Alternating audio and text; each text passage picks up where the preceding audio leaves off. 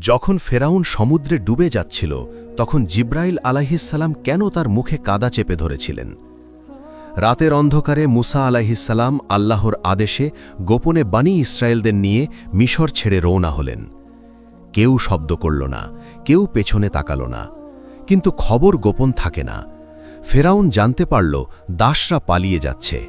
সে সঙ্গে সঙ্গে তার বিশাল সেনাবাহিনী প্রস্তুত করল এবং প্রতিশোধের রাবণ নিয়ে ছুটে বেরিয়ে পড়ল।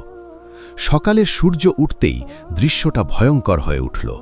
সামনে গভীর সমুদ্র আর পেছনে ফেরাউনের সেনাবাহিনী। বনী ইসরায়েলরা ভয়ে কাঁপতে শুরু করল।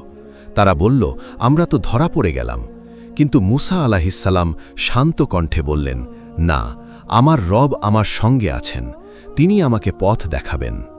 তারপর আল্লাহর আদেশে মুসা আলাইহিসসালাম তার লাঠি দিয়ে সমুদ্রে আঘাত করলেন।